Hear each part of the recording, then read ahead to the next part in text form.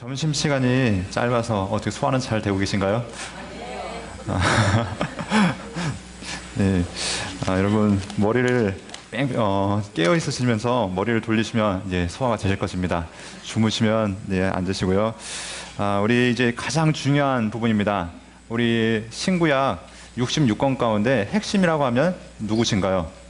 맞습니다. 예수 그리스도이십니다. 그러니까 우리가 지금까지 구약 39권을 다루면서 하나님의 사랑의 결정판이 바로 예수 그리스도이십니다.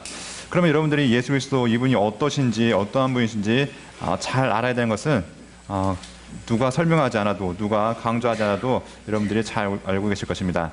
자, 우리가 이 시간 함께 예수님의 생애에 대해서 먼저 함께 다루고, 또 각 권 마태복음부터 요한복음까지 우리 함께 살펴봤으면 좋겠습니다.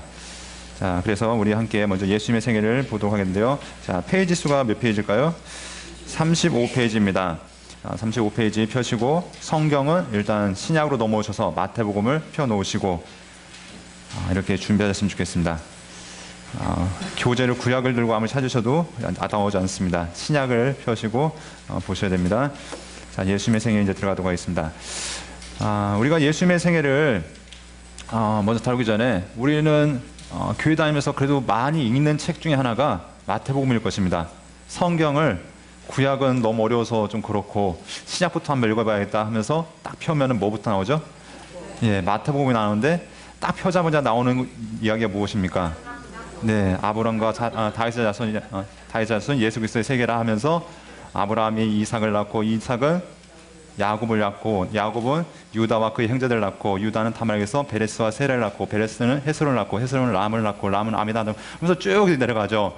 그러니까 우리가 보면은 이렇게 낳고 언제까지 낳냐 하고 한번 보자 하고서 보다 보면 예수님 태어나는 이야기들이 나타나게 되는데, 우리가 이 이야기를 보시면서 왜 처음을 족보로 다뤄야 되는지, 이런 것들도 의미가 있다는 것을 여러분 알게 되실 것입니다. 그래서 우리가 이 마태복음부터 요한복음을 살펴가면서 복음서가 왜 이렇게 배치되어졌고, 또한 족보가 이 자리에 있어야 되는 이유가 무엇이고, 또한 우리가 이것들을 하면서 정말 이 복음서를 통해서 말씀하신 하나님의 뜻이 무엇인가, 이것들을 발견하셨으면 좋겠습니다.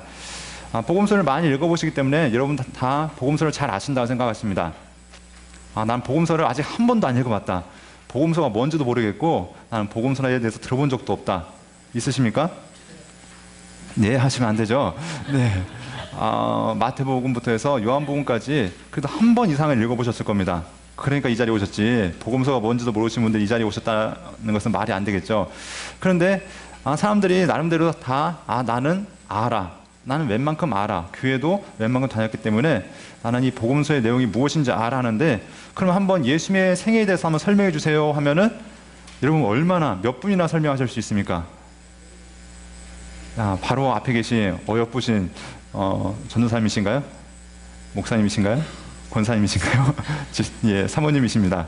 자, 예, 많이 찍었지만 못 맞췄는데요. 자, 예수님에 대해서 설명해 주세요 하면은 예수님의 그 생애에 대해서 1시간 동안 설명해 주실 수 있으신가요? 네, 하실 수 있답니다. 네, 이렇게 자신 있게 하실 수 있는 분도 있지만 대부분 그냥 예수님의 단편적인 이야기들 하시다가 아무튼 예수님 십자가에 달려 돌아가셨다가 3일 만에 부활하셨어, 끝, 이렇게 끝나는 경우가 많습니다. 근데 우리가 예수님의 생애를 말씀하면은 예수님의 생애, 태어나실 때부터 마지막 부활하셔서 승천하신 그때까지 그 기간들을 어떤 때 무슨 일을 하셨고 어디에서 어떤 일을 하셨는지, 이런 것들을 여러분들이 함께 알아보셔야 될 것입니다. 여러분이 먼저 시간에 지도 강의를 통해서 일단 한번 살펴보셨죠?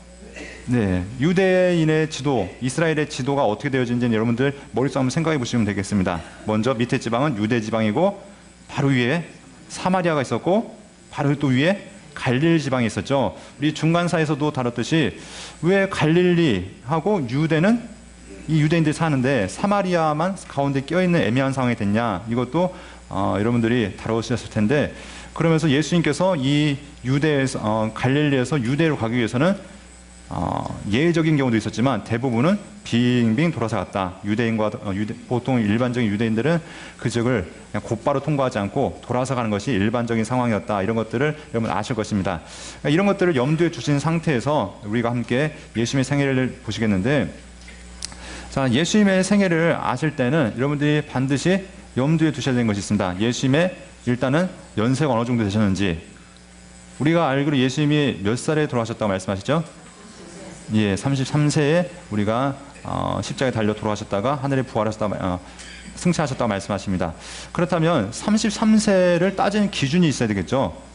그냥 왠지 33이라는 숫자가 좋아 해가지고 33이라고 이야기할 수 없는 것이고 33을 따지는 근거가 있어야 되는데 먼저 첫 번째 근거가 무엇이냐면 성경에 나오는 예수님의 탄생을 근거로 듭니다. 예수님의 탄생을 이야기할 때 예수님이 베들레헴에서 탄생하시는데 왜 거기까지 가야 되셨나요? 네, 로마의 황제가 명령을 내리죠. 너희 모든 사람들은 각 고향에 가서 호적해라 하니까 이 요셉, 다윗의 자손이었던 요셉이 그 다윗의 고향으로 가서 호적하게 되는 일이 있습니다. 그러면서 아이를 낳고 그리고 이제 인생이 흘러가게 되는데 이것을 보았을 때 그러면 왕이 언제 명령을 내렸는가 이것을 살펴보면 되겠죠. 그러니까 역사적으로 살펴봤더니 이것이 BC 4년경에 이런 명령이 내려진 것을 발견하게 됩니다. 그러니까 우리는 보통 예수님 전, 예수님 후를 나눌 때 AD와 BC를 나누게 됩니다. 그래서 예수님의 근거, 그래서 1년부터 예수님의 생일 이렇게 쳐서 33년 이렇게 따지는데 역사적으로 조사해봤더니 AD 1년이 예수님 탄생하신 해가 아니라 정확하게는 BC 4년이 되어진다. 그러면은 예수님께서 보통 30세 일을 시작하셨으면은 만약에 어떻게 돼야 될까요? 33세 AD 33년에 돌아가시면은 예수님의 나이가 갑자기 36살, 7살이 확 늘어나 버리는 거죠. 그러니까 이거는 약간 뭔가 이상합니다. 그러니까 쭉 줄여다 보니까 AD 한 30년경에 돌아가셨다. 그래서 이런 것들을 역사적인 근거로 우리가 살펴볼 수 있습니다. 자, 우리가 지금까지 구약을 살펴보면서 어떤 내용들을 보셨냐면 먼저 처음에 레위기를 다뤘습니다. 그렇죠? 레위기를 다루면서 이 레위기가 무엇이냐? 그것은 바로 하나님의 언약이라고 얘기했습니다. 하나님께서 자기 백성들과 동행하기 위한, 함께 교제하기 위한, 함께 살아가기 위한 약속이 레위기라 말씀했습니다. 그러면서 창세기를 통해서 무엇을 말씀하셨냐면 이 언약을 주신 분이 누구인가? 그리고 언약을 받은 우리는 어떤 존재인가? 이 근거가 바로 어디에 나와 있습니까? 창세기에 나왔습니다. 그럼 언약을 주신 목적이 무엇인가? 왜 우리가 이 땅 가운데 오게 됐는가? 그 여정을 담은 것이 출애굽기였고 이 언약을 가지고 살아갔던 사람들의 훈련이 담겨있는 책이 민수기였습니다. 그리고 다시 한번 그 언약이 갱신되어지면서 그들에게 다시 한번 되풀이되어지는 언약이 신명기였죠. 그래서 전체적으로 보면 여호수아부터 역대기까지는 어떤 내용이냐면 이 언약을 가지고 어떻게 살아갔는가, 이 말씀을 가지고 순종했는가 불순종했는가, 그 삶들이 적혀져 있는 것이 바로 역대기였습니다. 그리고 이 언약을 삶 속에서 고백한 사람들, 이 언약을 가지고 노래하기도 하고 어떤 사람들은 이 말씀을 가지고 삶의 지혜로 적용하기도 하고 했던 책들이 무엇이었죠? 시가서였고요. 예언서는 어떤 책이었습니까? 이 언약의 말씀이 불순종되었을 때, 이 말씀을 어겨나갈 때 하나님께서 자기 사람들을 통해서 다시 한번 그 언약을 강조하면서 하나님의 언약을 기억해라. 이 언약을 다시 한번 강조하는 것, 그것이 바로 예언서 같은 것을 우리가 보게 됩니다. 그래서 이 예언서에는 또 무엇이 포함되어 있냐면 내가 너에게 새로운 언약을 주겠다. 내가 메시아를 통해서 너희를 새롭게 하겠다는 그 언약이, 새로운 언약이 그 가운데 있던 것을 우리가 기억하실 것입니다. 그래서 모세의 율법을 지키지 못한 자들에게 새 언약을 주시겠다라고 하나님께서는 수많은 예언자들을 통해서 말씀하셨습니다. 그렇다면 새 언약, 그 새 언약이 무엇일까요? 예수 그리스도. 그걸 또 압축하면은 우리가 복음이라고 얘기할 수 있을 것입니다. 예수 그리스도의 모든 삶, 그리고 그 진리를 복음이라고 이야기할 수 있는데, 그렇다면 신약을 다시 한번 정리하고 있습니다. 그럼 이 새 언약에 대해서, 새 언약의 주인공이 누구냐? 그 분에 대해서 다루고 있는 책이 복음서입니다. 그렇다면 이 언약을 받은 사람, 그리고 이 언약을 간직한 사람들이 하나님의 말씀을 따라서 살아갔던 책, 사도행전입니다. 그리고 이 언약이 무엇이냐 자세한 설명을 통해서 그들 삶에 적용시켜줬던 책, 이것은 우리가 서신서들로 볼 수 있을 것입니다. 그리고 이 언약이 이제 완전히 이루어질 때, 완성되어질 때가 있는데, 이때가 언제다? 바로 요한계시록을 통해서 이루어질 새 하늘과 새 땅이라는 것을 이야기하고 있습니다. 여러분들 엊그저께 이사야서 말씀을 제가 다루면서 40장부터 66장까지 세 가지 약속이 있다고 말씀드렸습니다. 그래서 첫 번째는 고레스를 통해서 이스라엘 나라가 포로지에서 돌아올 것이다. 그리고 두 번째, 그들의 죄가 사해질 것인데 누굴 통해서? 연약한 종, 고난받는 종을 통해서 바로 너희의 죄가 사해질 것이라는 두 번째 예수 그리스도의 예언이 있다는 것을 말씀드렸고, 마지막은 새하늘과 새 땅, 하나님께서 이루실 완성될 나라들이 있다는 것을 여러분들에게 말씀드렸습니다. 그래서 새로운 예배가 시작되어질 것이다 라는 것을 말씀드립니다.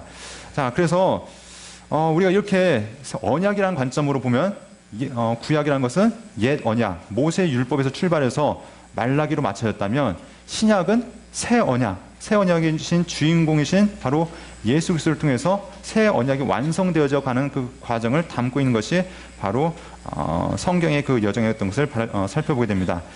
우리가 성경을 이야기할 때 많은 강사님들이 얘기했죠. 이 성경을 요약하면 무엇이다? 사랑이다. 그러니까 이 성경은 어디서부터 시작하냐면 창세기에서부터 요한계시록까지 하나님의 사랑이 아주 강물같이 콸콸콸 흐르고 있습니다.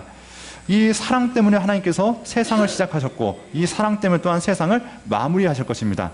처음에 아담과 하와를 만드실 때도 무엇 때문에 만드셨어요? 사랑 때문에 만드셨죠. 제가 아들이 둘이 있습니다. 제가 둘이 있는데 제가 보니까 제 아내가 첫째 아이가 태어나기 전에 뱃속에 있는데 막 이것저것 많이 사더라고요. 아직 애가 태어나지도 않은데 막 옷도 사고 또 쓸 기저귀도 사고 이것저것, 또 사람들도 선물도 주고. 애가 태어났어요, 안 태어났어요? 아직 안 태어났는데도 불구하고 막 다 준비하는 걸 볼 때 하나님께서도 우리 사람을 위해서 이렇게 세상을 아름답게 준비하시고 그 사람을 준비하셨구나. 그 이유가 무엇이었어요? 사랑 때문에. 사람을 얼마나 사랑하셨는지 이 아름다운 우주를 만드시고 그 사람들 위해서 온갖 것을 다 만드신 다음에 태어난 다음에 딱, 야, 선물이야, 받아 하면서 이 사람에게, 사람들에게 그 선물로 이 모든 것들을 주셨던 것을 보게 됩니다. 그런데 이 하나님의 처음 사랑이 깨어지게 되죠. 그랬나요, 안 그랬나요? 네, 얼마 안 갑니다. 하나님께서 선물로 주신 지 며칠인지 모르지만, 몇 년인지 몇십 년인지 몇 백년인지 모르겠지만, 아무튼 얼마 안 가서 그 하나님의 처음 사랑이 깨어집니다. 그런데 하나님께서는 그 사람을 잊지 않으시고 끊임없이 그 사랑의 관계를 이어가시고자 예배를 통해서 그 사랑을 회복하시고자 합니다. 그래서 성경 가운데 또 한 가지 흐른 것이 뭐냐면, 하나님의 사랑을 회복할 수 있는 한 가지 방법은 무엇이다? 예배다, 제사다. 그래서 하나님께서 끊임없이 강조하신 것이 무엇이냐면 제사를 강조하십니다. 예배를 강조하십니다. 왜냐하면 사랑을 회복할 수 있는 유일한 방법은 무엇밖에 없기 때문에? 예배밖에 없기 때문에. 예수님께서도 수가성, 사마리아 성 갔을 때 예수님께서 한 여인에게 하신 말씀이 무엇이냐면, 아버지께서는 자기에게 예배한 자를 찾으시는데 어떤 자를 찾으신다고요? 영과 진리로 예배한 자를 찾으신다고 말씀하고 있습니다. 하나님께 찾으시는 사람이 바로 하나님을 온전히 예배할 수 있는 그 사람을 찾고 계신다라고 말씀하신 걸 볼 때, 정말 예수님께서도 그 예배가 얼마나 소중한지 우리 강조하신 것을 볼 수 있습니다. 예수님께서 이 강조하신 예배는 요한계시록 가운데서도 강조가 되어진 것을 보게 됩니다. 요한계시록 우리가 볼 때는 끔찍한 재앙의 책이고 두려움의 책이지만, 요한계시록에서 강조하는 것은 무엇이냐면 예배입니다. 천상에서의 예배, 하나님을 예배할 수 있는 자를 찾고 있는 것, 바로 이것이 요한계시록 가운데 우리에게 말씀하시는 하나님의 메시지인 것을 여러분 기억하셨으면 좋겠습니다. 이렇게 예수님께서 이 사랑, 이 예배 강조하셨는데, 바로 이것들을 예수님께서 삶을 통해서 그들에게 보여주십니다. 하나님을 사랑하는 것이 무엇인지 아니? 하나님을 사랑하는 것은 이런 것이야 보여주시고, 하나님을 예배한다는 것이 무엇인지 아니? 하나님을 예배하는 것은 이렇게 살아가는 것이야 라면서 그들에게, 또 우리에게 이것들을 보여주고 있습니다. 예수님께서는 우리에게 이 약속을 하신 다음에, 그런데 내가 이 모든 사역을 마치고 간다고 할지라도 너희 걱정하지 마. 내가 없을지라도 내가 보낸 보혜사 성령을 통해서 너희의 그 모든 사명을 완수할 것이고, 새하늘 새 땅이 이루어지기까지 내가 너희와 함께 하겠다라고 우리에게 약속하신 것을 여러분들 성경을 통해 발견하셨으면 좋겠습니다. 그래서 여러분들이 이 이제 성경 세미나를 다 마치고 가셨을 때 다른 것 기억되지 아니하시고, 정말 그 무엇보다 하나님을 뜨겁게 사랑해야겠구나, 그 무엇보다 하나님 앞에 온전한 예배를 드려야 되겠구나, 이것이 남는다면 이 세미나의 목적을 달성하셨다고 보면 됩니다. 그런데 많은 지식들은 있지만 이번에 정말 새로운 것도 많이 배웠어. 하지만 여러분의 삶이 하나님 앞에 온전한 예배자로 서지 못하고 하나님 앞에 온전한 사랑을 고백하지 못한다면 아무리 수많은 지식들이 여러분 머릿속에 있을지라도 이 시간은 어떻게 보면 좀 실패한 시간을 볼 수 있습니다. 여러분들이 정말로 새 언약의 주인공이시고 사랑의 주인공이시고 예배의 주인공이신 예수 그리스도 그분을 함께 알아갔으면 좋겠습니다. 자, 그래서 우리가 이 예수님의 생애를 이제 살펴보셔야 되는데 예수님의 생애 가운데 아까 말씀드렸듯이 33년의 인생이 있습니다. 그럼 이 33년의 인생을 세 부분으로 구분할 수 있습니다. 그 가운데 중심이 되는 것이 무엇이냐면 공생애입니다. 공생애 못 들어보신 분 안 계시죠? 네, 공생애가 무슨 뜻일까요? 말 그대로 공적인 생애입니다. 개인적인 삶이 아니라 공적인 삶, 제자들과 함께 하시면서 하나님의 사명을 완수하신 시간인데 이 공생애 시간을 우리가 얼마나 잡고 있습니까? 3년의 시간을 잡고 있습니다. 그래서 3년 동안 예수님께서 공생애를 가지셨다라고 이야기하고 있습니다. 여러분들이 예수님의 많은 인생, 33년의 인생이 있지만 앞에 30년은 어떻게 사셨든 간에 아무튼 주목하셔야 되는 것은 3년의 인생을 주목하셔야 됩니다. 그래서 우리가 이 3년의 인생을 잘 살펴보셔야 되는데 이 3년을 기준으로 앞에 30년과 그리고 뒤에 얼마간의 시간이 있습니다. 앞에 시간을 무엇이라고 하냐면 공생애 전. 간단하죠? 네, 공생애가 있으니까 공생애 전. 예, 그러면 뒤에 시간을 뭐라고 얘기할까요?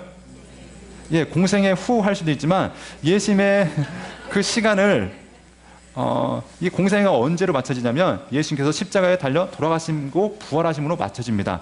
그러니까 부활 후로 우리가 볼 수 있을 것입니다. 그래서 예수님의 생애를 어떻게 나누신다고요? 공생애, 예, 네. 그러니까 공생애 전, 공생애 후가 아니라 부활 후로 이렇게 볼 수 있을 것입니다. 자, 그래서 이것을 간단하게 보면 이렇게 볼 수 있겠죠. 이게 마인드맵인데요. 우리가 그냥 간단히 도표로 이렇게 살펴보면은 예수님의 생애가 그리 어렵지 않습니다. 예수님의 공생애가 좀 약간 격가지가 많지만 공생애 전 어떤 일이 있죠? 탄생하시고 애굽으로 피난하셨다가 예수님의 소년 12살 때 이야기가 잠시 적혀지는 것으로 예수님의 30년 인생은 정리되어질 수 있습니다. 간혹 어떤 사람들이 이렇게 얘기해요. 예수님 그 30살 나이가 되실 동안 무엇 하셨는가? 그래서 어떤 사람들은 예수님이 그 시간 동안 인도에 갔다 오셨다. 인도에 가서 부처의 그 사상을 열심히 배워서 그 사랑에 대해서 자비에 대해서 말씀하셨다. 뭐 이런 엉뚱한 사람들도 있어요. 왜냐하면 이 사람들은 무엇을 얘기하면 구약의 하나님은 잔인한 하나님이고 신약의 하나님은 사랑의 하나님이다. 어떻게 그 잔인한 하나님에게서 예수님과 같은 사랑이 나올 수 있느냐? 네, 여러분들 구약을 보시니까 정말 그러신가요? 하나님이 정말 잔인하시죠? 아니요, 사람이 잔인했죠. 하나님의 그 끝없는 사랑의 외침 가운데서도 사람들은 외면하고 하나님을 끊임없이 하나님의 마음을 찢어놓는 것이 사람들이었는데, 그러니까 성경을 모르는 사람들은 예수님의 그 자비와 그 사랑은 부처님이 아니고서는 도저히 나올 수 없는 그것이다 라고 하면서 이렇게 이야기하는 사람들이 있습니다. 그런데 성경은 간단하게 우리에게 예수님의 탄생, 그리고 예수님의 12살 때 이야기, 그리고 그 후로는 침묵합니다. 그런데 예수님이 우리가 안 보아도 그 갈릴리 지역에서 목수의 일을 하셨겠구나라는 것을 우리가 그냥 짐작할 수 있습니다. 혹시 궁금하시면 지금 곧바로 올라가시면은 예수님께 물어보실 수 있습니다. 궁금하신 분들은 가서 여쭤보시기 바랍니다. 자, 예수님의 그러면 3년의 시간을 우리가 무엇을 근거로 무슨 기준점으로 3년을 잡는가? 이것도 있어야 되겠죠. 뭐 1월 1일을 기준으로 3년을 잡는 것인가? 아니면 우리나라처럼 뭐 새해 설날을 기준으로 3년을 잡는 것인가? 기준점이 있어야 되는데 성경에서는 이 기준점을 무엇이라 말씀하냐면 따라하겠습니다. 유월절. 자, 성경은 이 유월절을 지킨 것으로 따져서 바로 이 3년의 기간을 잡고 있습니다. 그럼 3년을 따지려면 유월절이 총 몇 번이 있어야 될까요? 몇 번이 있어야 될까요?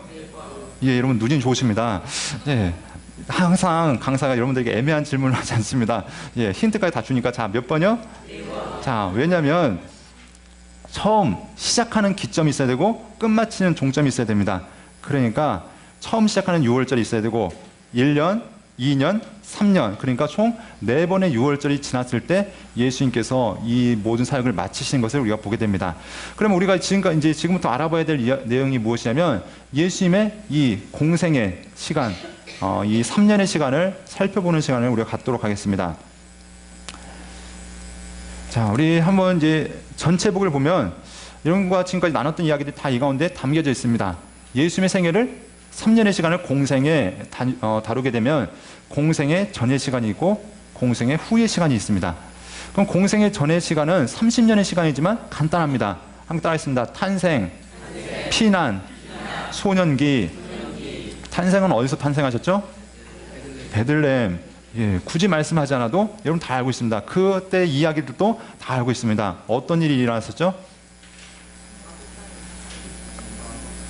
네, 동방박사도 나왔다가 목자도 나왔다가 뭐 황금과 유향과 모략도 나왔다가 막 이렇게 얘기했는데 먼저 누구에게 보이냐면 목자들한테 보여집니다. 그렇죠? 근데 성경 어디에도 마구간이라는 말은 없어요. 그렇죠? 있나요, 없나요? 한번 잘 살펴보세요. 성경 살펴보시면서 마구간이라는 이야기가 있나 없나. 말구유라는 말은 있어도 마구간이라는 말은 없어요. 우리가 생각할 때 말구유 있으니까 당연히 마구간도 있겠지라고 생각하는데 성경을 살펴보시면 그냥 우리는 항상 무엇을 생각하냐면 우리 문화 속에서 말구유 있으면 마구간도 이렇게 있고 옆에 짐승도 몇 마리 있고 생각하는데 문화가 우리랑 다르다.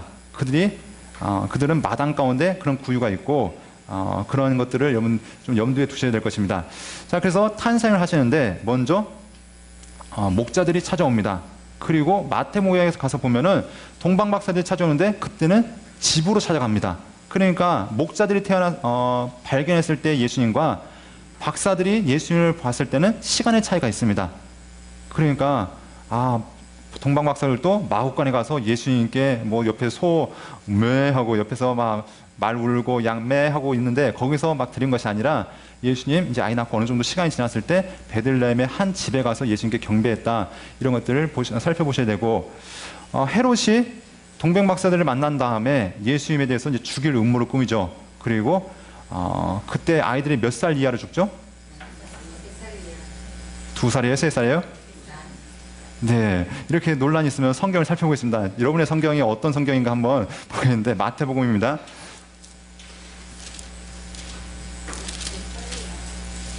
자, 마태복음 2장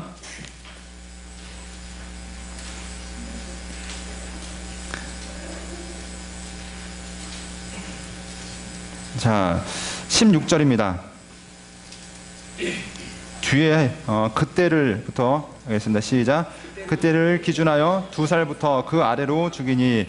자, 우리가 이제 숫자들을 암기해야 되는 것이 참 많으니까 3살도 됐다가 2살도 됐다가 하는데 성경은 2살이라 말씀하고 있습니다.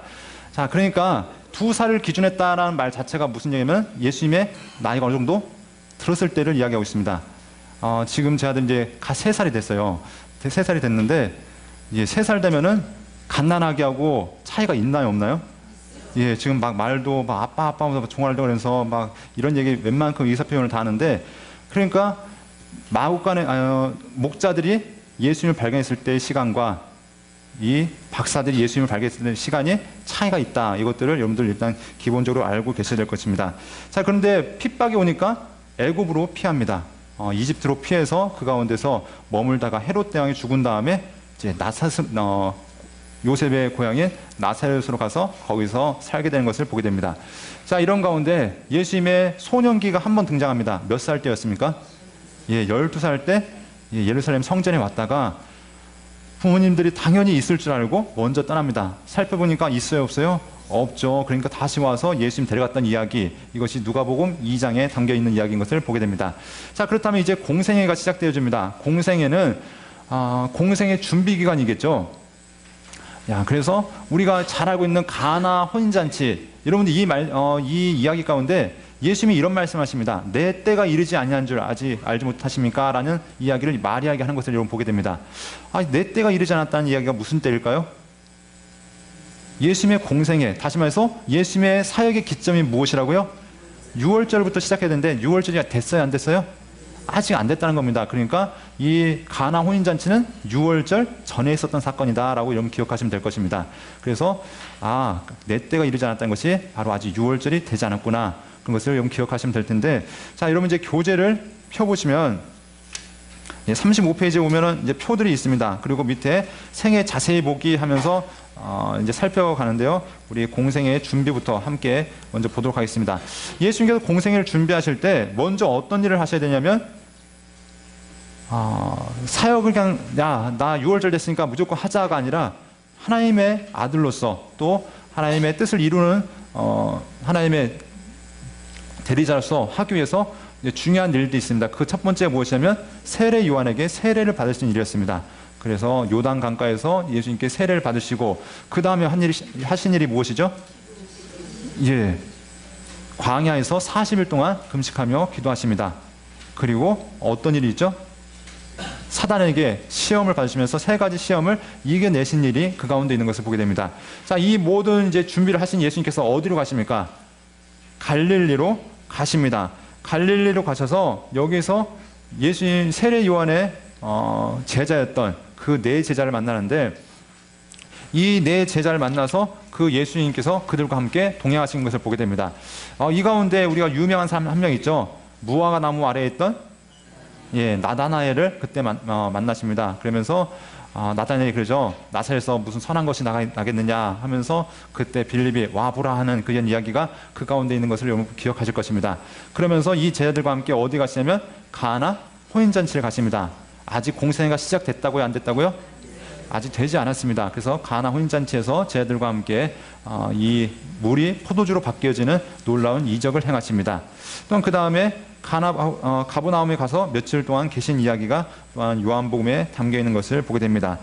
자, 이제 준비 기간을 다 마쳤습니다. 그러면 이제 어디로 가셔야 될까요? 네, 이제 공생애가 시작되어집니다. 항상 시작은 기점이 무엇이라고요? 6월절. 이제 예수님의 생애를 여러분 보실 때 지도 강의를 통해서도 아셨겠지만 예수님이 어떻게 하시냐면 왔다 갔다 하셔야 됩니다. 그러니까 여러분들이 1년 차에는 어떻게 움직이셨는지, 2년 차에는 어떻게 움직이셨는지, 3년 차에는 어떻게 움직이셨는지 이것들을 여러분들이 잘 아시면 예수님의 생애를 그냥 큰 틀 안에서 나머지 세부 내용들은 정리해 넣으시면은 예수님의 생애를 여러분 잘 아실 수 있습니다. 자, 공생애 1년 6월절을 지키러 어디로 가실까요? 예루살렘으로 가야 됩니다. 유대인 남자들은 율법에서 명한 3가지 절기들을 반드시 지켜야 된다고 이야기하고 있습니다. 그래서 예수님도 유대인 남자로서 이 절기를 지키기 위해서 예루살렘에 올라가시는데, 예루살렘에서 잠시 있다 내려오신 것이 아니었습니다. 얼마간의 기간을 갖냐면 약 8개월의 시간을 갖게 되신 것을 보게 됩니다. 자, 그래서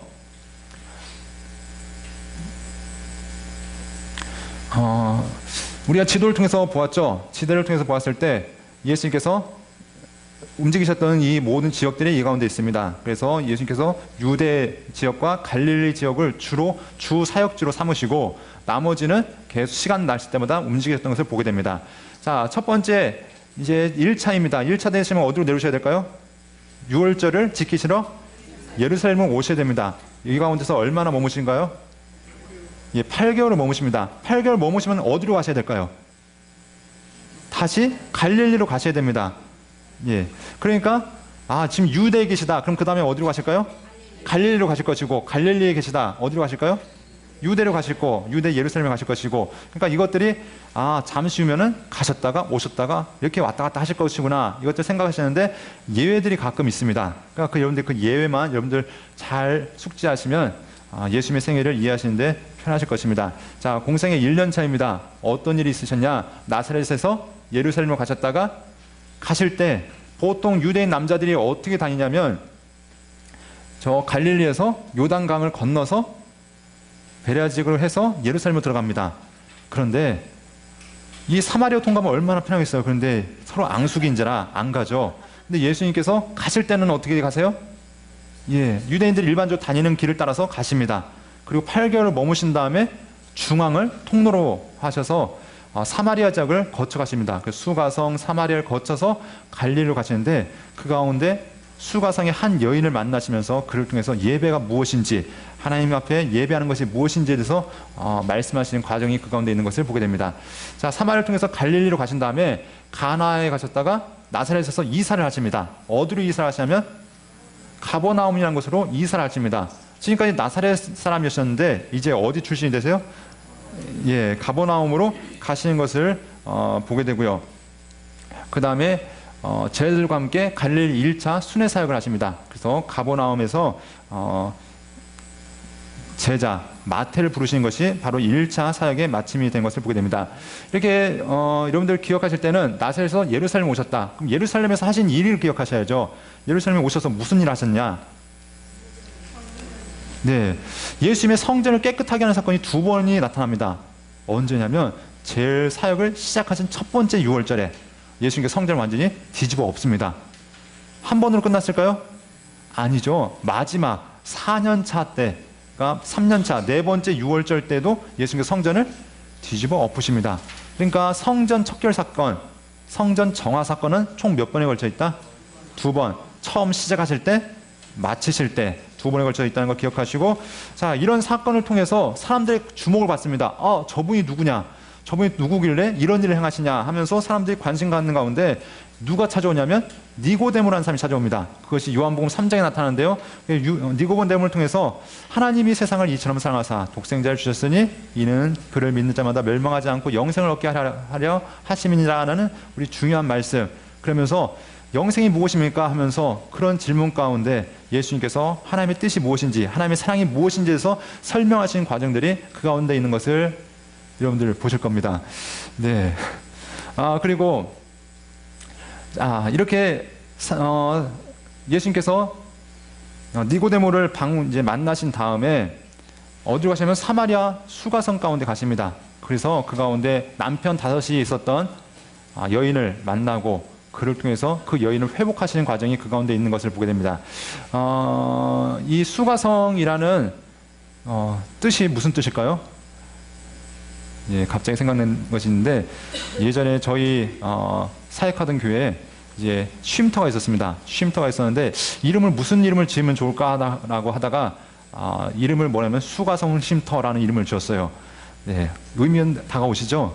야, 이렇게 지치고 상한 사람들이 와서 쉴 수 있는 곳. 그래서 제가 권사님이 물어보길래 이게 좋은 뜻이죠? 그래서 네, 제가 한번 알아봐 드릴게요. 딱 사전을 봤더니 술에 취한 성, 술 취한 성, 뭐 이런 의미를 갖고 있더라고요. 네, 그래서 예, 괜찮은 것 같아요 라고 말씀드렸지만, 네, 아무튼 그런 의미도 있습니다. 아무튼 이 성 가운데 살고 있었던 한 여인, 예수님 만나서 그의 삶이 바뀌어지는 은혜가 있던 것을 바라보게 됩니다. 자, 이런 가운데 예수님께서 가나로 내려가십니다. 갈릴리의 가나로 내려가셔서 그런데 왕의 신하를 고치신 것이 우리가 왕의 신하의 아들을 고치는 모습이 이 가운데 나타난 것을 보게 되고요. 나사렛에 가셔서 하나님의 말씀을 전하시는데 고향 사람들한테 배척을 당하십니다. 당신들 예수님 보기 싫다고 하니까 예수님께서 이사를 가십니다. 이삿짐을 바리바리 싸셔가지고 가버나움에 가십니다. 자, 가버나움에 가신 다음에 여기서 이제 사역을 시작하십니다. 이 가운데서 특별히 회당에 들어가셔서 어떤 일을 하시면 더러운 귀신 들린 사람들을 고치시는 일이 이 가운데 있습니다. 참 아이러니하죠. 왜냐면 어디 가서 더러운 귀신을 고치셨다고요?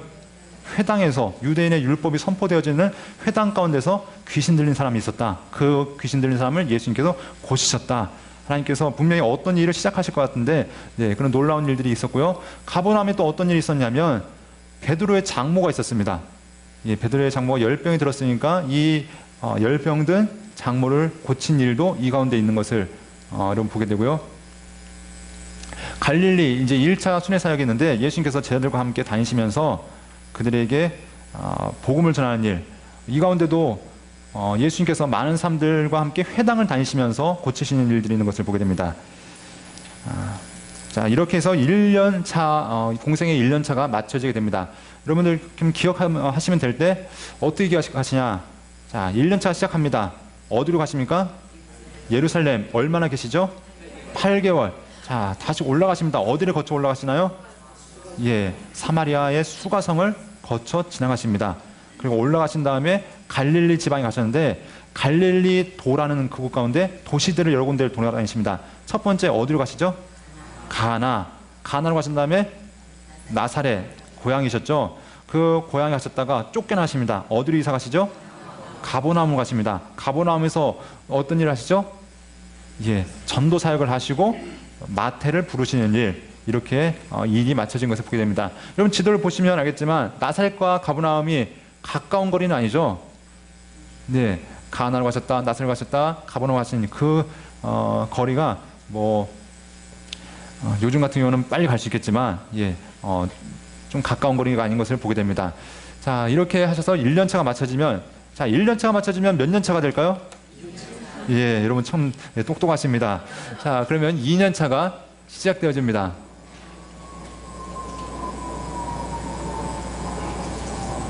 자, 공생의 2년차가 시작되어지면 예수님 다시 어디로 가셔야 될까요? 6월절이 되시면 예루살렘으로 가셔야 됩니다. 그러면 한번 또 보도록 하겠습니다. 자, 공생의 2년차 간단하게 설명했는데요. 가버나움에서 어디로 가셨어요? 예루살렘. 그런데 이때는 오랫동안 계시지 않습니다. 잠깐 계시다가 금방 내려오십니다. 왜냐하면 사건이 하나 터지는데, 어떤 사건이 터지냐면 바로 베데스다 그 연못가에서 38년 동안 신음하고 있던 한 병자를 예수님께서 그냥 깔끔하게 고치십니다. 이 사람이 저 물이 돌 때 제가 들어가기만 하면 나을 수 있는데 제가 저를 넣어준 사람이 없어서 제가 아직까지 못 들어왔습니다 라고 얘기할 때 예수님께서 그를 말씀 한마디로 고치십니다.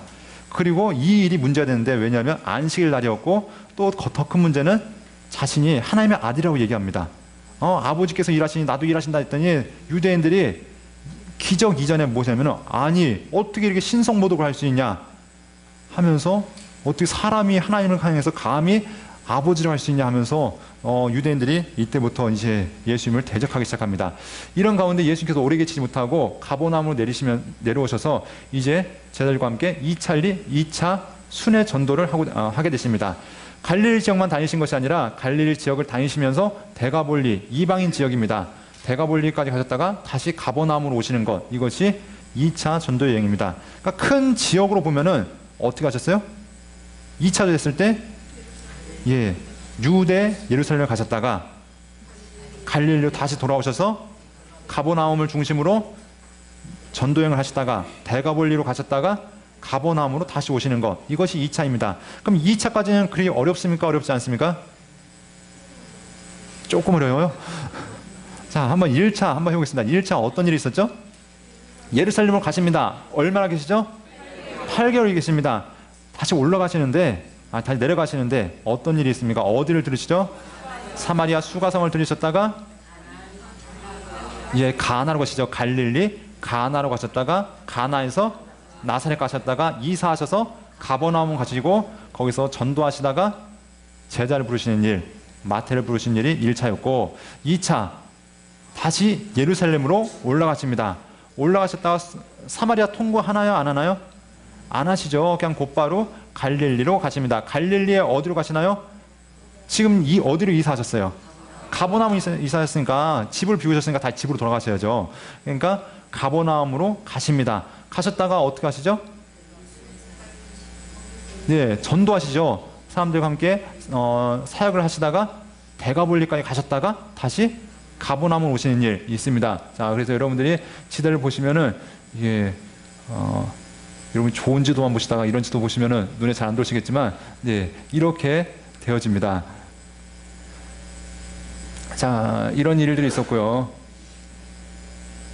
자, 여기 보시면은 설명 드렸던 것이 있습니다.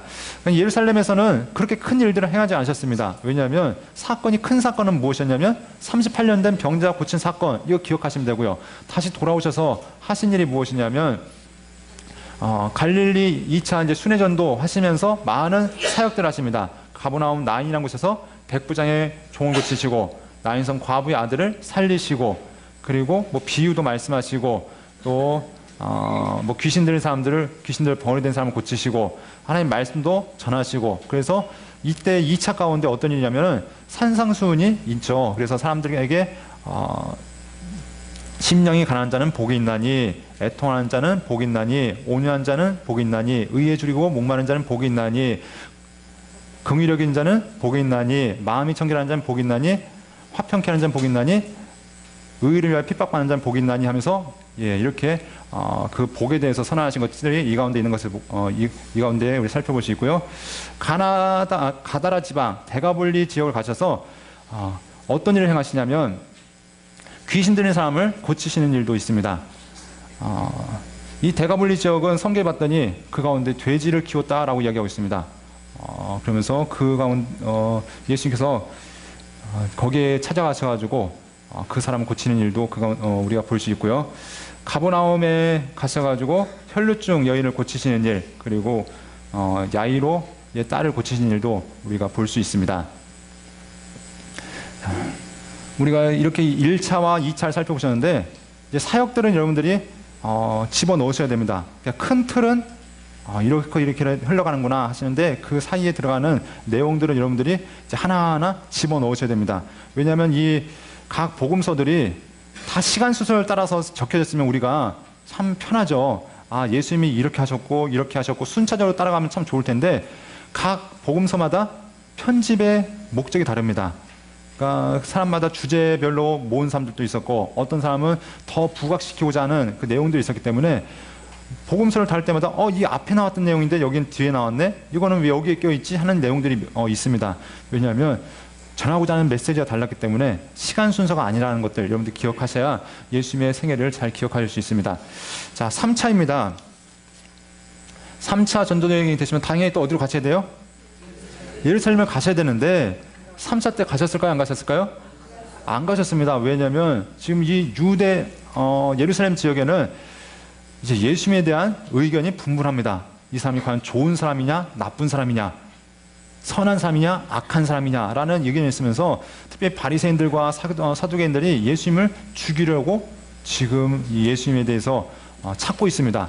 예수님 지금 가시면은 하나님의 사역을 다 완수하지 못하시고 위협을 당할 수 있습니다. 그러니까 예수님께서 3년 차에는 가지 않으십니다. 가지 않으시고 갈릴리 주변을 사역하십니다. 그래서 갈릴리 주변을 이제 좀 광범위하게, 그 북부 지역도 가시고 동부, 남부 하면서 크게 돌으시는 것을 보게 되는데, 먼저 갈릴리 북부 지역을 가시는 것을 보게 됩니다. 그래서 가버나움을 중심으로 해서 북부 지역 가시는데 벳세다 지역을 가십니다. 여러분, 벳세다 하면 딱 떠오르는 게 혹시 무엇이죠?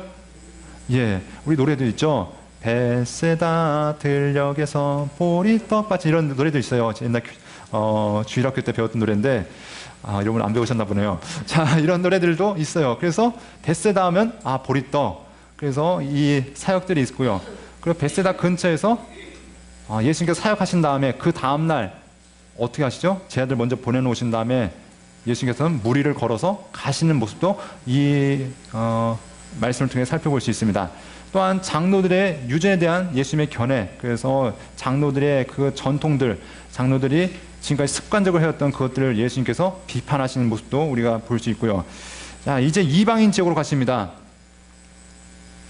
이방인 지역이 어디냐면 두로와 시돈. 여러분 지도를 통해서 여러분 확인하셨죠? 두로와 시돈 지역이 어디 있었죠? 예, 지중해 해변, 그러니까 서북쪽으로 있었던 것을 북서쪽으로 있었던 걸 기억하시죠? 그래서 이 두로 지방, 우리가 현대 지면 페니키아라고 하는 그 지방에 와서 스로보니게 여인의 믿음을 확인하십니다. 그 여인이 자기 딸이 병들었다고 와서 예수님께 제발 고쳐주십시오 얘기했더니, 예수님이 뭐라고 말씀하세요? 자녀들의 떡을 취해서 개에게 주는 것이 합당하지 않다라고 계실 때, 그 개들도 주인의 상에서 떨어지는 부스러기 먹습니다라는 믿음의 고백, 난 절대 포기할 수 없습니다. 그때 예수께서 그 여인의 믿음을 보시고 그 딸을 고치시는 모습이 있고요. 자, 데가볼리 지역, 예수님께서 벳세다, 다시 말해서 유대인 지역에서 오병이어의 사건을 통해서 예수님께서 풍성히 먹일 수 있는 기적을 보여주셨다면, 이제 이방인 지역 가운데서도 사람들을 먹이시는 모습이 나타납니다. 데가볼리 지역은 아까 나왔었죠? 어디였었죠? 예, 돼지 쫓아냈던 그곳. 예, 그곳에 가서 예수님께서 다시 한번 사역을 하신 것을 보게 됩니다. 자, 가올라니티스, 우리 성경상에서는 지명이 나타나지 않습니다. 처음 들어보신 분도 계실 겁니다. 그렇죠? 네. 그런데 어느 쪽에 있었냐면은 북동쪽으로 있었던 그곳인데, 그 큰 지방을 가올라니티스 지방이라고 이야기하고요. 그 가운데 가이사라 빌립보가 있습니다. 네, 어떤 분들은 뭐 개사로 빌립보에 갔다 말씀하시는 분도 계신데, 네, 가이사라 빌립보 어떤 곳이냐면 헤롯 빌립이 로마 황제를 생각하면서 지은 도시입니다. 그래서 이 가운데는 유명한 도시였는데, 왜냐하면 그 헐몬산에서부터 요단강의 이제 내려오는 그 요단강의 수원지가 그 가운데 있습니다.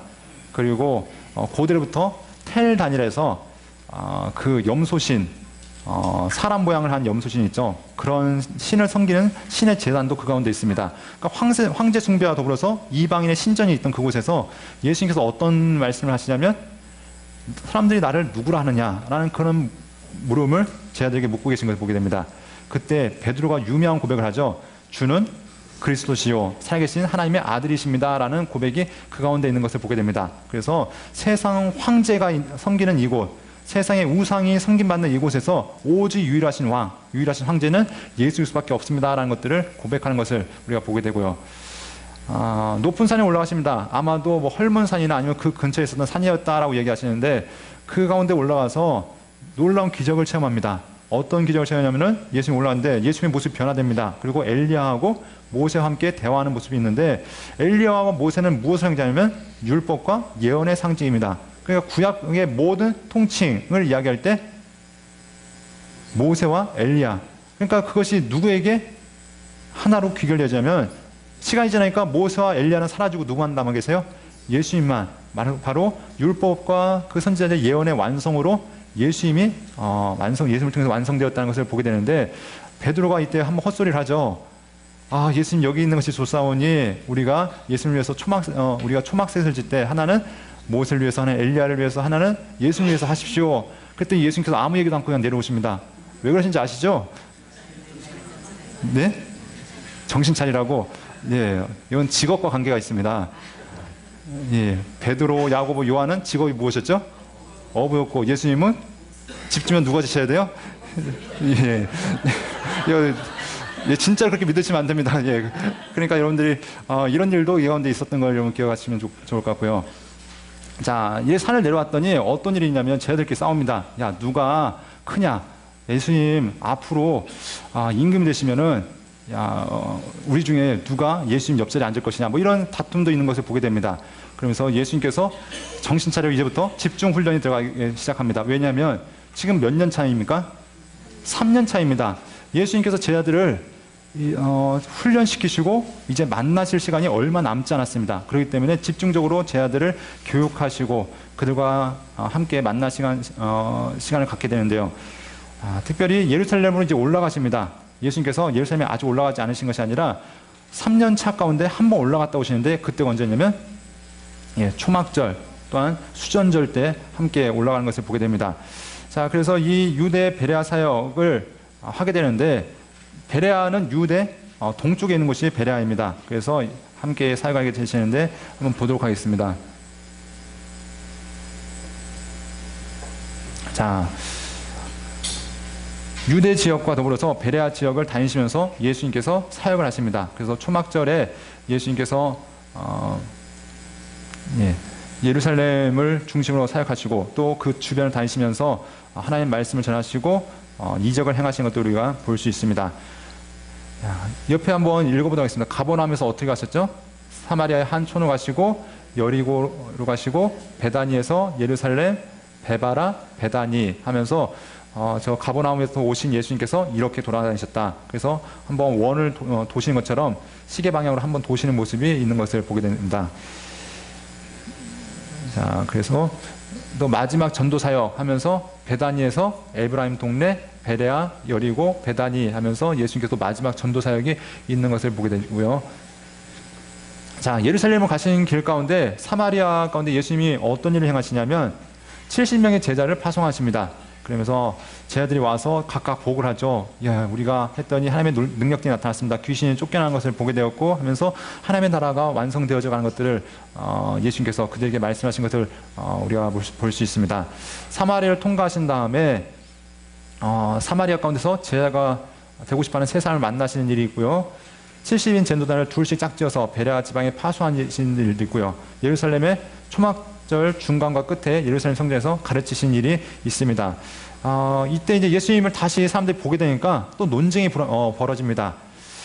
예수님께서 어떤 분이신지에 대해서 사람들이 바리새인들, 서기관들, 율법사들 또 모여서 예수님을 예수님과 계속 논쟁하는 일들이 또 있는 것을 우리가 바라보게 되고요. 특별히 유대 가운데 오셨을 때는 어떤 일이 있으냐면 유대 지역에서 마리아와 마르다를 만나게 되십니다. 그래서 이때 여러분들 유명한 사건이 있죠. 어떤 일이 있죠? 뭔가 있었는데 제가 이렇게 여쭤보면은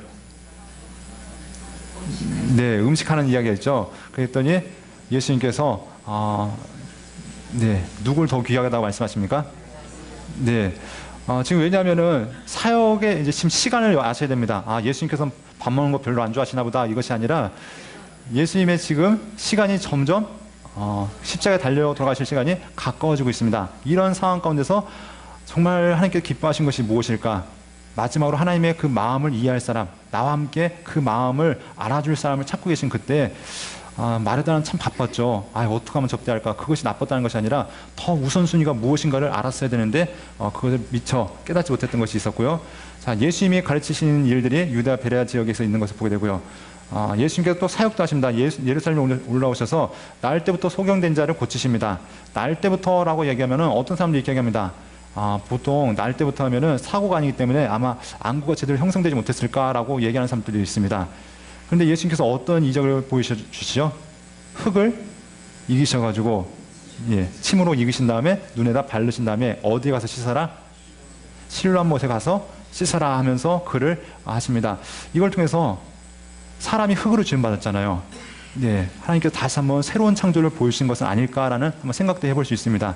사람을 지으신 하나님께서 나도 너의 모든 것을 다시 새롭게 만들 수 있다라는 말씀도 이 가운데 한번 생각해 보아야 될 내용이 아닐까 생각해 봅니다. 자, 그리고 예루살렘에서 이제 수전절이 성전에서 목자와 양에 대해서 설교하십니다. 여러분 수전절이 어떤 절기인지 여러분 중간사를 다루시면서 다뤄보셨죠? 성전을 정한 시간이었죠. 그래서 그 헬라 시대에 그 성전을 더럽혀서 뭐 돼지모를 갖다 놓고 뭐 이렇게 했는데 이것들을 정결케 하는 사건, 마카비 혁명도 다루셨고 그런 것들이 있었고요. 그 다음에 유대 베다니에서 어떤 일이 있냐면 이제 이것이 큰 문제가 되어집니다. 나사로를 살리는 일이 있습니다. 나사로를 살리는데 이게 큰 문제가 되어지는데 왜냐하면 이것 때문에 수많은 사람들이 예수님을 믿게 됩니다. 그래서 유대인들이 안 그래도 예수님 눈에 보기 싫어가지고 눈에 거슬려서 어떻게 하면 죽일까 하고 있는데 이 나사로 때문에 수많은 사람들이 예수님을 믿게 되니까 야 이제 누구까지 같이 죽이자? 나사로까지 같이 죽이자 하는 사람들의 그 이야기가 있던 것을 우리가 살펴볼 수 있습니다. 자, 여리고 지역에 가실 때 누굴 만나시냐면 삭개오를 만납니다. 삭개오를 만나시는데 이 사람이 어떤 출신이냐 말씀하죠? 세리장이었다고 말씀합니다. 그런데 이 세리장이었던 삭개오, 예수님께서 그 삭개오의 이름을 부르셨을 때 그 삭개오가 어떻게 하면은 갑자기 미쳐가지고 예수님을 오십시오 해가지고 갑자기 재산 다 팔아서 하겠습니다. 자, 그런 일이 있습니다. 왜 그랬을까요? 네, 예수님께서 정말 오셔가지고 야, 이 죄인아 빨리 회개해라. 너 회개 안 하면 그것이 아니라 여전히 자기가 죄인인 걸 알았지만 자기를 죄인으로 대하지 않으시고 어떻게 하면은 그를 하나님의 창조된 사람으로 받아들이셨을 때 자발적인 회개가 나타났던 것을 바라보게 됩니다. 반면에 유대인들, 바리새인들은 어떻게 하면 너 죄인이야, 너 죄졌잖아. 삭개오가 자기 죄인인 거 몰랐을까요? 알았겠죠. 근데 죄인 보고 죄인이라면 기분 좋아요, 나빠요? 여러분들 죄 지셨다면 여러분 죄졌습니다 하면은 기분 나쁘시잖아요. 아마도 삭개오도 그러지 않았을까. 네, 아무튼 이 삭개오 가운데 하나님께서 친히 찾아오십니다. 자기는 예수님의 구경하러 왔는데 예수님은 그 목적이 삭개오에게 있었던 것을 보게 됩니다. 그리고 그 한 사람을 찾기 위해서 이 여리고 가운데 오셔서 그 사람을 만나시고 그 사람을 회복하시는 은혜가 있던 것을 바라보게 됩니다. 베다니에서 이제 예수님께서 마리아의 그 베다니 시몬의 집에 들으셨을 때 마리아가 예수님께 향유를 붓습니다. 향유 옥합을 깨뜨려서 붓는데 이때도 문제가 되어지죠. 제 아들, 특별히 그 가운데 가룟 유다는 왜 낭비하느냐, 왜 허비하느냐, 팔아가지고 가난한 사람 도우면 얼마나 좋은 일인데 예수님께서 율법사들과 이야기하면서 이런 말씀하십니다. 계명 중에서 가장 큰 계명이 무엇입니까? 라고 얘기할 때 예수님께서 또 율법사가 하는 이야기가 이런 얘기였습니다. 하나님을 사랑하고 이웃을 사랑해라.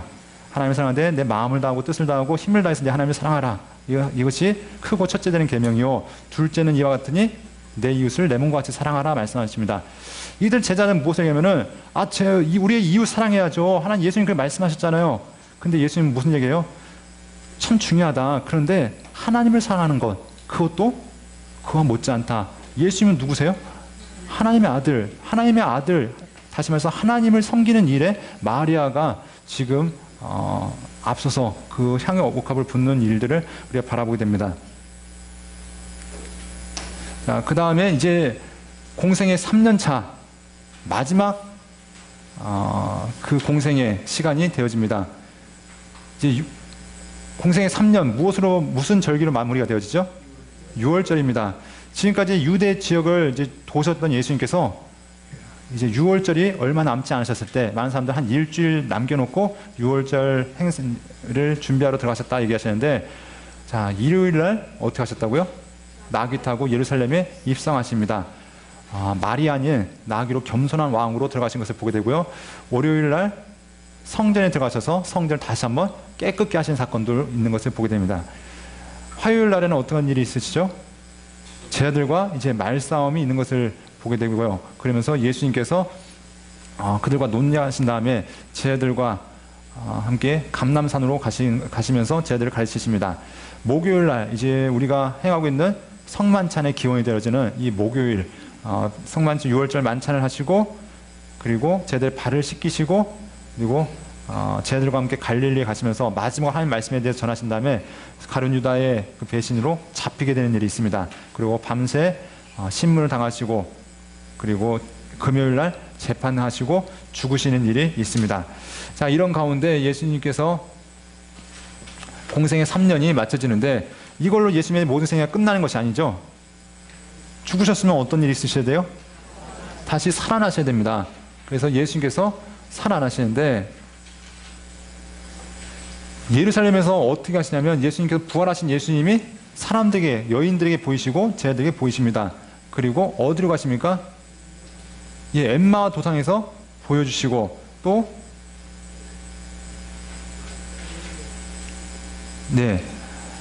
갈릴리 지역 가시고, 갈릴리 해변에서 예수님께서 그들과 함께 만나시는 모습들이 있습니다. 마지막 모습이 어디서 나타나요? 갈릴리 해변에서 제자들과 함께 대화하시고, 그리고 감람산 예루살렘에 다시 오셔서 승천하신 모습이 있는 것을 살펴볼 수 있습니다. 그래서 부활하신 예수님은 이제 사람들이 보고하죠. 시체가 없어졌습니다. 그랬더니 거짓을 만들어내는 일들이 있고요. 그리고 엠마 도상에서 제자들과 함께 거니시다가 또 제자들에게 있을 때 문이 닫힌 그 가운데 예수님께서 나타나셔서 예수님께서 제자들과 말씀하시고, 또 해변에서 예수님께서 만나시는 일이 있습니다. 그래서 갈릴리 사역, 그러면서 7 제자들에게 먼저 나타나셨고 베드로와 대화하시는데, 이때 유명한 대화 있죠. 내가 나를 사랑하느냐. 그때 이 베드로가 무슨 얘기예요? 주께서 아십니다.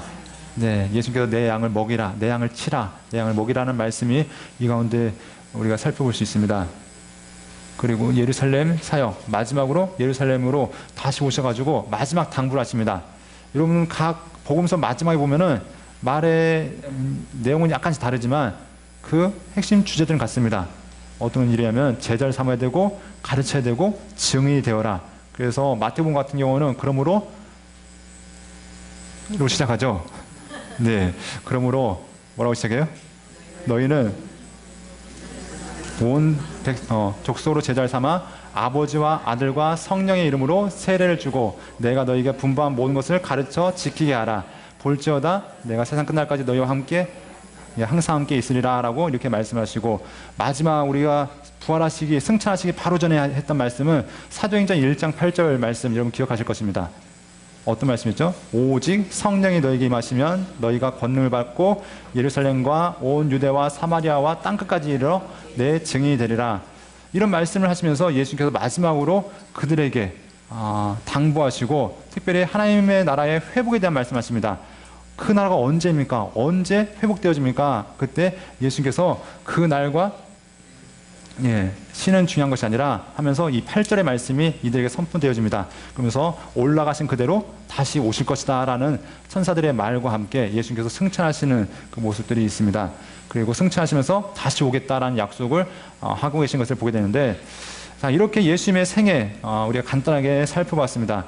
그러면 우리가 이제 복습을 해야죠. 복습을 하시고 우리 각권 복음서로 가도록 하겠습니다. 예수님의 생애는 공생애를 중심으로 공생의 전과 부활 후로 나눌 수 있습니다. 뭐 부활 후 해도 상관없습니다. 이건 언어 단어를 만들기 나름이니까 쉽게 이해하실 때 그냥 공생의 전, 공생의 후 하셔야 되고 부활 후 하셔야 될 것입니다. 그러면 우리가 주목해야 될 시간은 언제냐면 공생애입니다. 공생애 몇 년? 3년입니다. 그런데 6월절은 몇 번? 4번에 걸쳐서 있다. 그리고 6월절의 근거는 어디에 나와 있냐면 마태, 마가, 누가에는 안 나와 있습니다. 어디에 나와 있냐면 요한복음에 나와 있습니다. 그래서 요한복음을 근거로 4번의 6월절을 여러분들이 살펴서 보실 수 있고요. 예수님께서 공생의 준비를 하시는데 공생의 준비하실 때 먼저 갈릴리 출신이었던 예수님께서 유대 지방으로 오십니다. 그래서 그 가운데 누구에게 먼저 세례를 받으시냐면 세례 요한에게 세례를 받으시고 그 후에 광야에서 40일 동안 금식하신 후에 사단의 시험을 이기시고 그리고 함께 이제 제자들을 찾으러 어디로 가시냐면 갈릴리 지방으로 가십니다. 갈릴리 지방에서 예수님께서 어느 잔치에 참여하시냐면 가나 혼인잔치에 참여하셨다가 그 가운데 첫 번째 이적을 보여주십니다.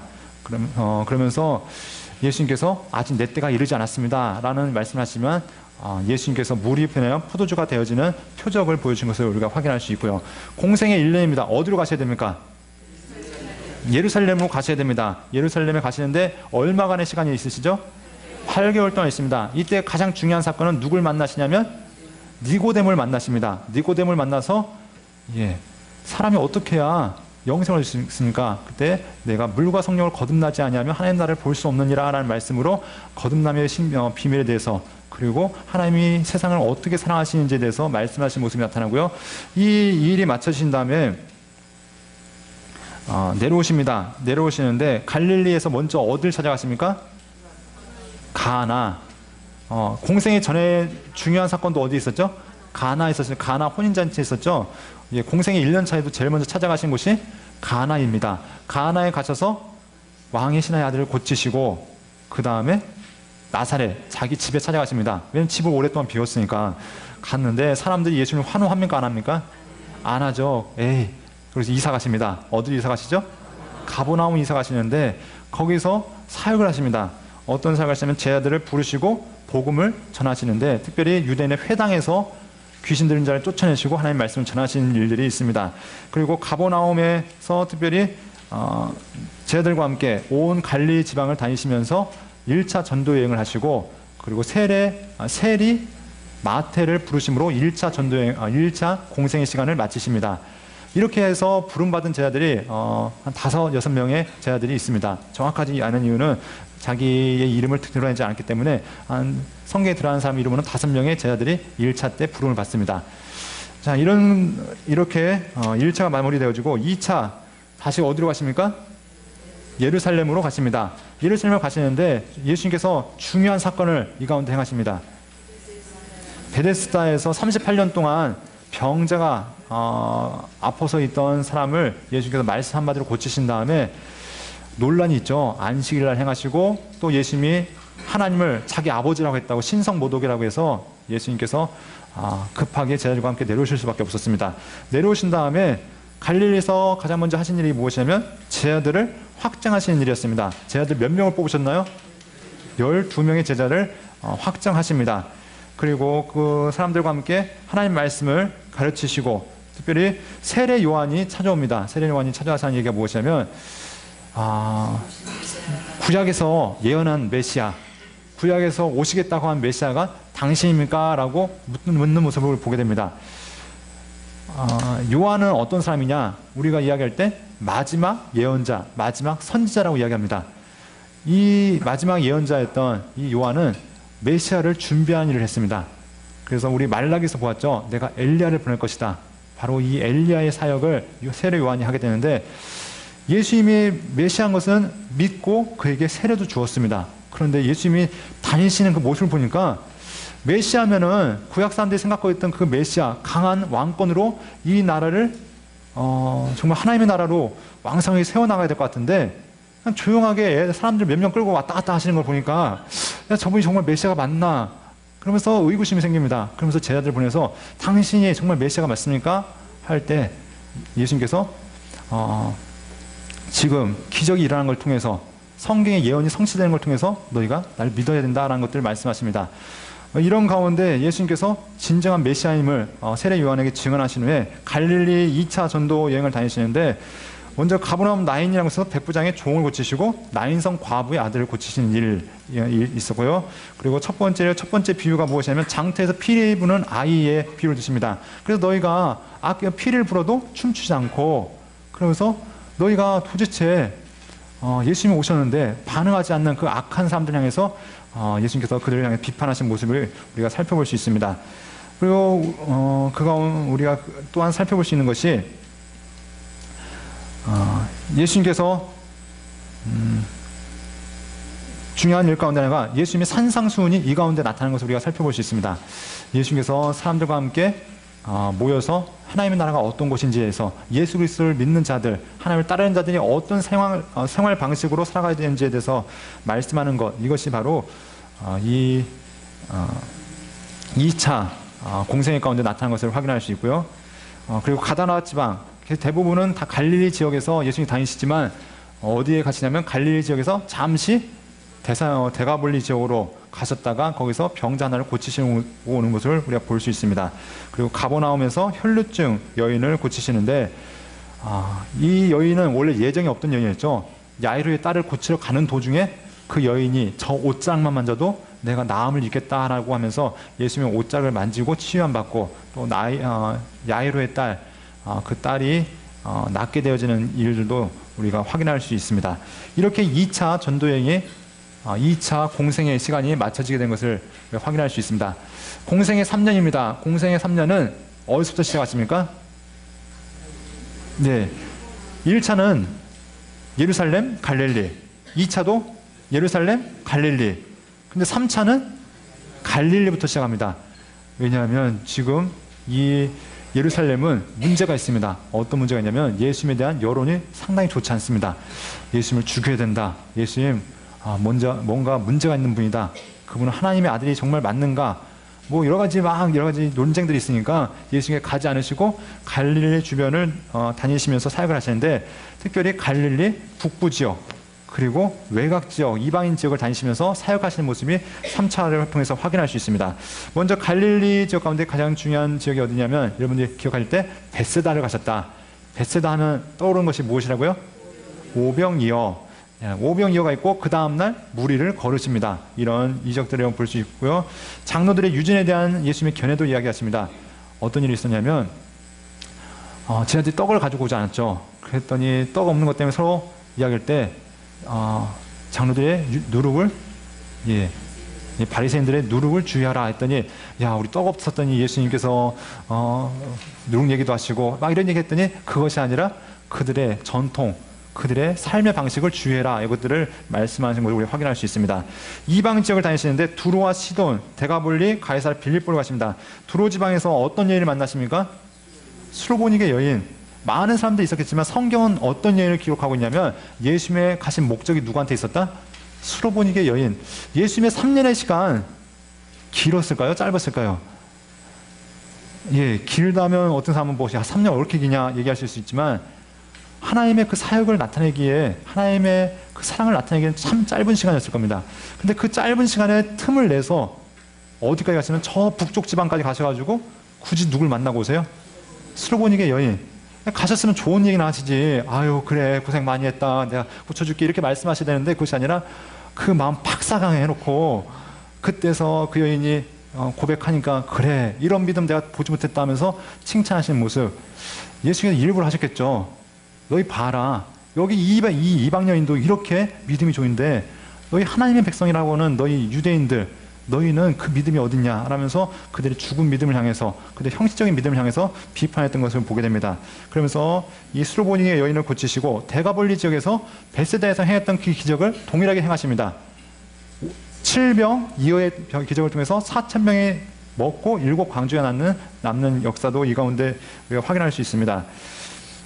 또한 가울라니티스의 특별히 가이사랴 빌립보, 저 북쪽 지방을 올라가셔서 헐몬산 그 근처에서 예수님께서 제자들과 함께 여쭙는 일이 있는데 무엇을 물어보냐면, 사람들이 나를 누구라 하느냐? 그렇다면 너희는 나를 누구라 하느냐? 여러분의 고백은 무엇입니까?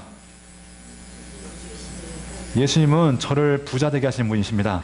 예수님은 저의 건강을 책임지시는 분이십니다. 예수님은 저의 자녀들의 앞길을 인도하시는 분이십니다가 아니라 주는 그리스도시요 살아계신 하나님의 아들이십니다라는 그 믿음의 고백이 이때부터 있는 것을 보게 됩니다.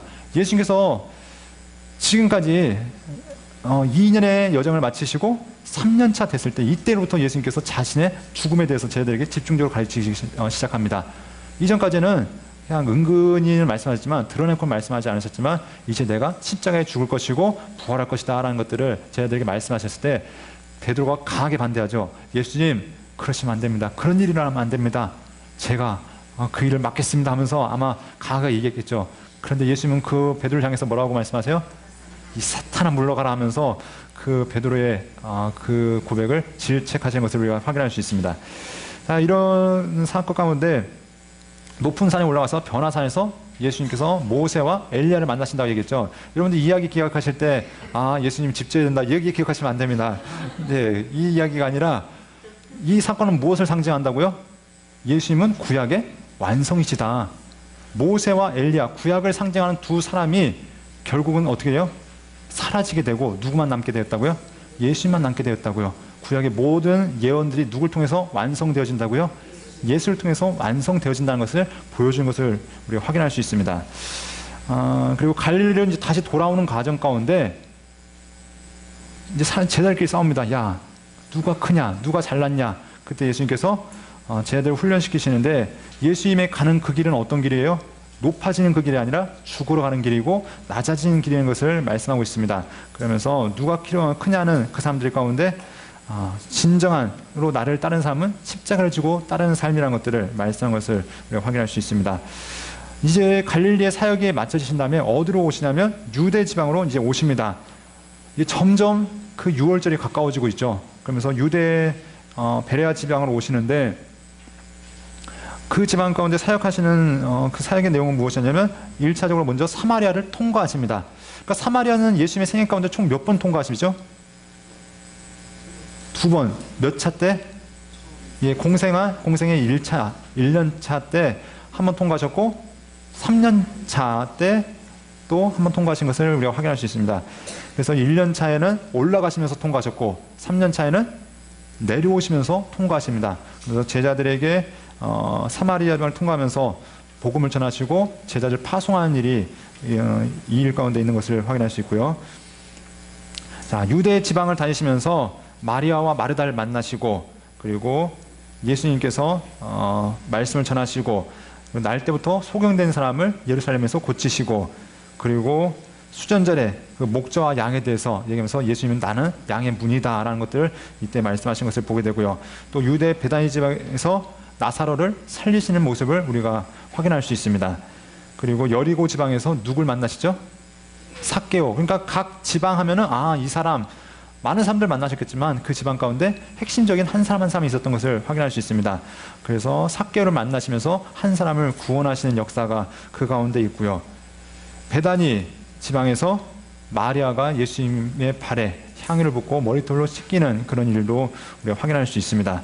그리고 이제 이 일이 마친 다음에 6월절이 다가오실 때 예수님께서는 예루살렘 성에 입성하시는데 어떤 모습으로 입성하시냐면 겸손의 왕, 나귀를 탄 모습으로 그 예루살렘 성을 들어가십니다.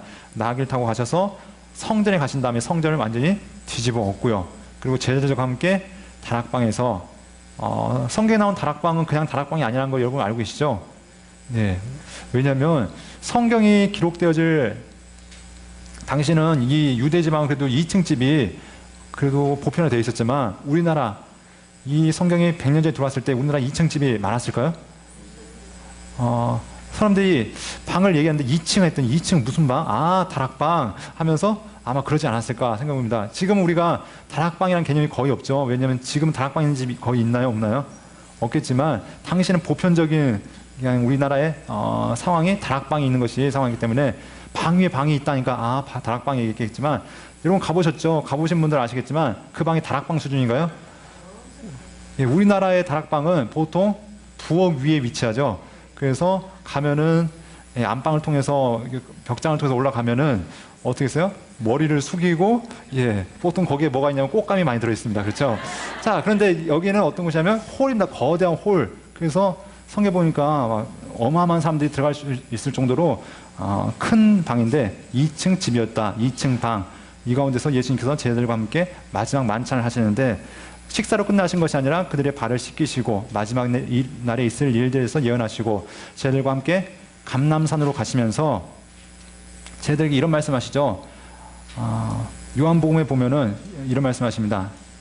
나는 포도나무요 너희는 가지고 아버지는 농부시다 라고 말씀을 시작해서 예수님의 그 사역에 대해서 너희가 열매를 맺어야 된다. 그리고 세상에 가장 큰 사랑이 무엇인지 아니? 바로 친구를 향해서 목숨을 버리는 것. 이것이 가장 큰 사랑이다라는 것들도 이 감람산으로 가시는 가운데 예수님께서 말씀하신 내용들인 것을 확인할 수 있습니다. 가셔서 제자들과 함께 기도하시는 상황 속에서 가룟 유다가 예수님을 배신해서 예수님이 잡혀가시게 되고 그리고 결국 재판받으시고 죽으시는 일, 이것들이 마지막 유월절 전에 있었던 일이다. 그래서 유월절 어린 양으로서 예수님께서 구약에 보면 출애굽기 그 모세가 이스라엘 백성들을 데리고 나올 때 유월절의 기원이 어떻게 되어졌습니까? 마지막 장자의 죽음이 선언되어지고 하나님께서 말씀하시죠. 누구든지 이 죽음을 면하기 원하는 자는 양을 잡아서 문 임방과 문 설주에 피를 바른 사람은 그 집은 살아날 것이다. 하지만 바르지 않으면 죽음의 천사가 들어가서 그 장자 다 죽을 것이라 말씀하셨는데 이 유월절 바로 이 예수님께서 유월절 어린 양으로서 돌아가시면서 그 피의 흔적이 있는 자는 다 구원을 받을 것이지만 그 피의 흔적이 없는 자는 이제 하나님과 무관한 자가 될 것이라는 것이 바로 이 율법을 통해서 예언했던 것 그리고 예언자를 통해서 선언했던 것이 이제 예수님을 통해서 성취되는 일이 이 속에서 우리가 확인할 수 있는 것을 우리가 볼 수 있습니다. 자, 예수님께서 이 모든 사역을 마치신 다음에 이제 예루살렘 사역이 있습니다. 예루살렘에서 부활하시죠. 예루살렘에서 부활하셔서 제자들을 만나시고 또 갈릴리로 가셔서 제자들에게 사명을 다시 일깨워 주시고 그리고 마지막 예루살렘에서 승천하시면서 제자들에게 마지막 사명을 주시는 것, 이것이 예수님의 전체적인 생애였습니다. 열심히 얘기했는데 크게 기억할 것은 자, 한번 여기 따라하겠습니다. 공생의 준비 어디예요? 유대 갈릴리. 그냥 이것만 기억하세요. 공생의 준비 때는 어디 가셨다? 유대 갈릴리 갔다 왔다. 자, 공생의 1년차 어디로 가셔야 돼요?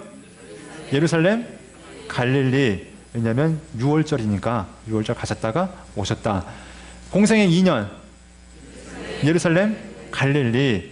자, 그럼 공생의 3년 갈릴리 유대 베레아 예루살렘 그리고 십자가에 죽으시고 다시 예루살렘에서 갈릴리로 가셨다가 예루살렘에 오신다.